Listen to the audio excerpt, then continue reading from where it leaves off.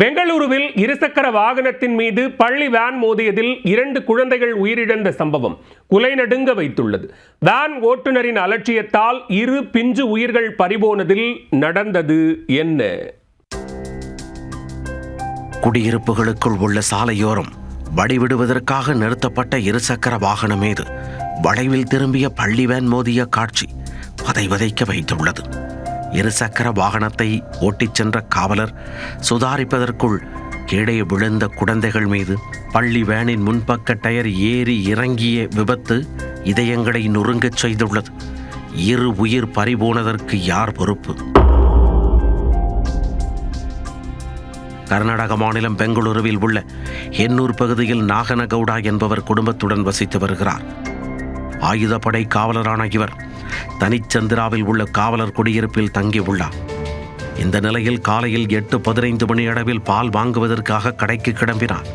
அப்பொழுது தனது 2 வயது மகள் வர்ஷா மற்றும் சகோதரரின் 4 வயது மகள் பானு ஆகியோரை இருசக்கர வாகனத்தில் முன்னால் நிற்க வைத்து அழைத்துச் சென்றுள்ளார்.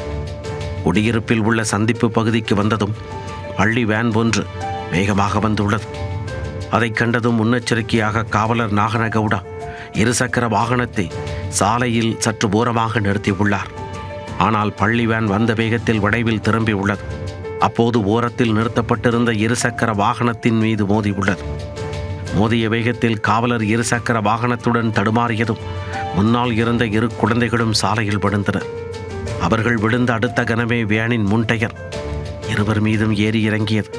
அதை கண்டதும் காவலர் உட்பட அங்கிருந்தவர்கள் அதிர்ச்சியில் உறைந்து போயினர். பின்னர் உயிருக்கு போராடிய குழந்தைகள் 2வரையும் மீட்டு அருகில் உள்ள மருத்துவமனைக்கு அழைத்துச் சென்றனர். அங்கு பரிசோதித்த மருத்துவர்கள் அவர்கள் ஏற்கனவே இறந்து விட்டதாக கூறியுள்ளனர். விசாரணையில் வேன் ஓட்டுநரின் அலட்சியத்தால் விபத்து நிகழ்ந்தது தெரிய வந்தது. இந்த சம்பவம் குறித்து வழக்கு பதிந்த போலீசார் பள்ளி வேன் ஓட்டுநரை கைது செய்து தொடர்ந்து விசாரணை மேற்கொண்டு வருகின்றனர்.